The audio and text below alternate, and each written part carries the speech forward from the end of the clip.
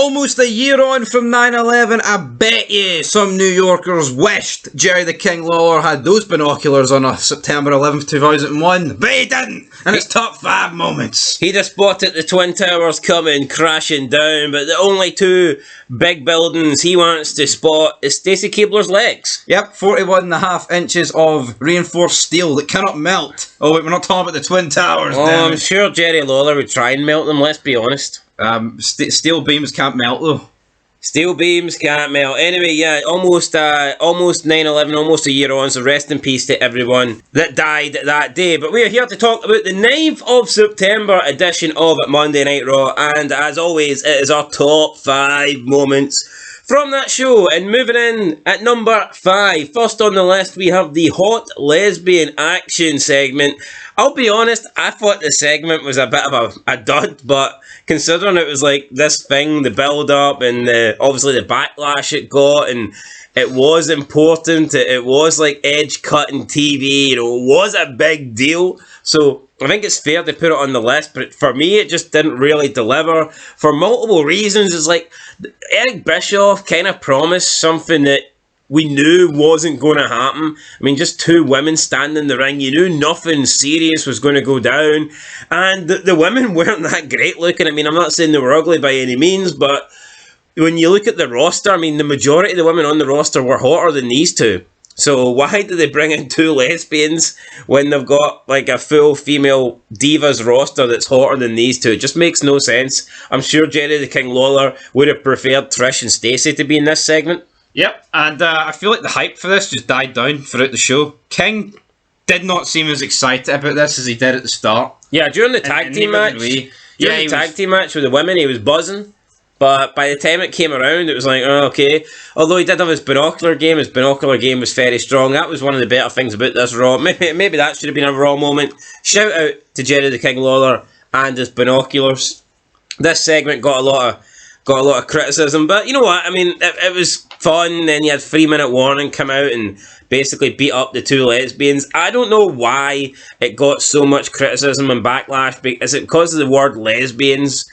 Because, like, I mean, we've seen lots of women do, like, you know, shady shit in WWE, where they'd be practically undressed. We've seen women make it out in WWE before, so, I mean, we've had the Godfather and his whole train, and we've had Sexual Chocolate, and we had the porn star and Foul Phoenix, Mae Young giving birth to a hand, you know, bra and panties matches, mud bath matches. We've had a lot, so I don't know why, out of everything WWE has done with women, this is the one that got all the criticism, but we're going to put it 5th on our list. Yep, putting it 5th. And to be honest, I have no real idea why it is. Maybe because it was in a direct response to the Billy and Chuck segment, and it kind of felt like they were...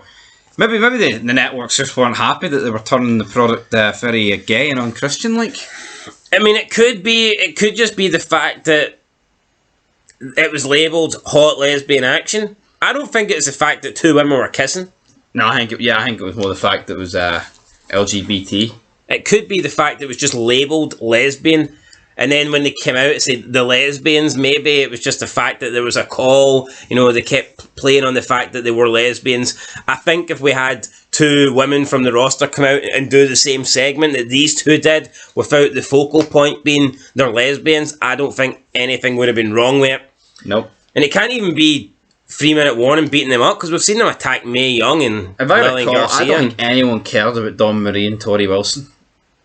No, I don't think they did, but for some reason this... Maybe Al Wilson did, but I mean, apart from him. Anyway, moving on, tag team titles. It is the UnAmericans, Christian and Lance Storm, defending their belts against Kane and Bradshaw, and the UnAmericans retain. On a day so close to 9/11, on a patriotic day, Bradshaw wanted to bring home the gold for the Americans, but he didn't do it, and the belts stay north of the border. And he was met with the gold brass knucks. Yeah, we got a new member of the UnAmericans who is not north of the border, but he is from England, Blackpool, England. The British Empire, to be exact. I'm excited to see what they do now with the UnAmericans. Unfortunately, I don't really recall them being around that much longer, though. No, I don't think they make it. Honestly, I think... When did they make it, Pat? I can't think of them in 2003. But it's a shame, because I definitely think now, even with the addition of William Regal, I think the UnAmericans definitely got legs.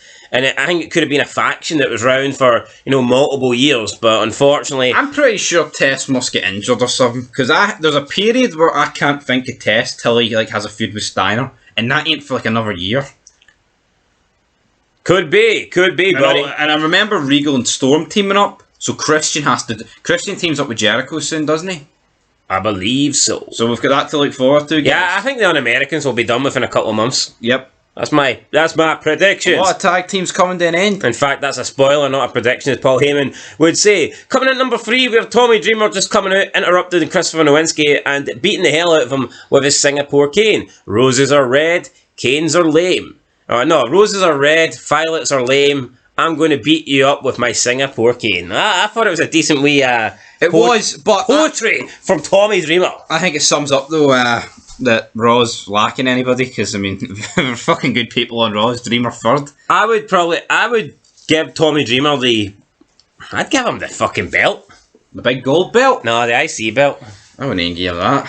What? I'd give him the women's or something. Piss off. I think Dreamer and crossplay, or whatever the fuck you call it. What do you call it? A crossplay? Cosplay? Yeah, that's it.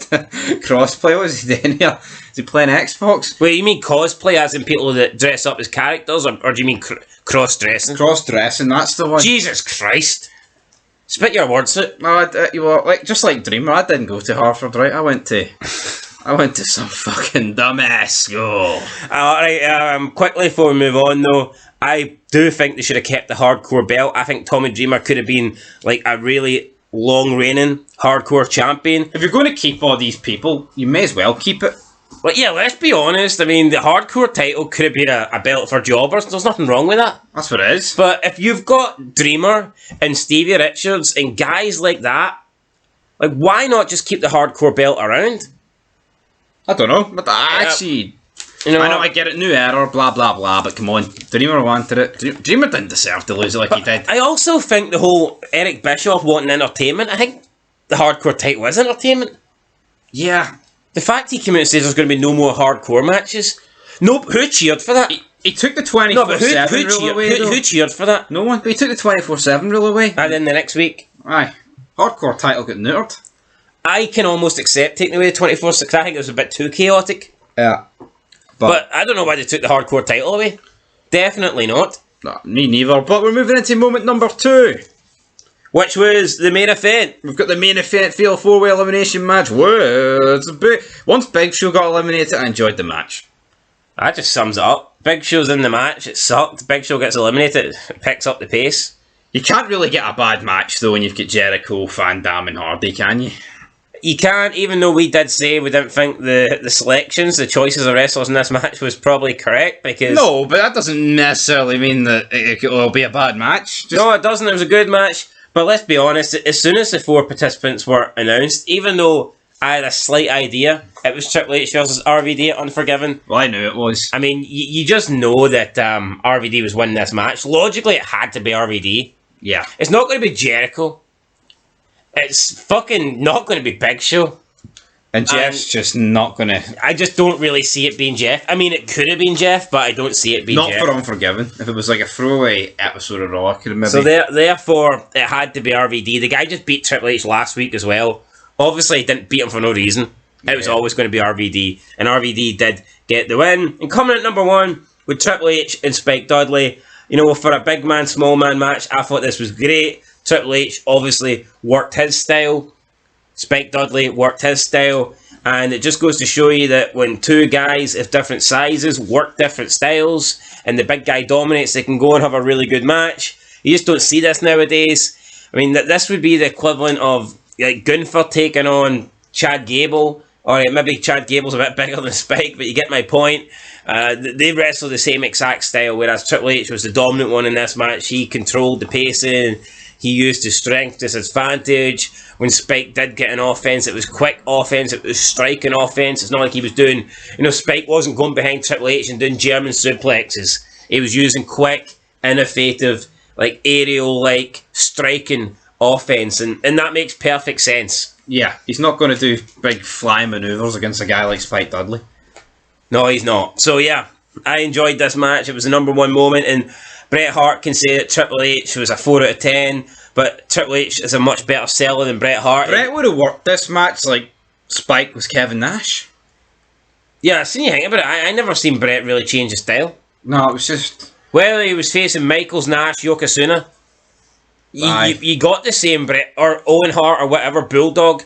Every Bret match was the fucking same. Triple H was selling big time for Spike in this match. Let's be real, right? Austin and Michaels, maybe they didn't carry Bret to good matches, but apart from those matches, I mean... They're the A-side. Yeah.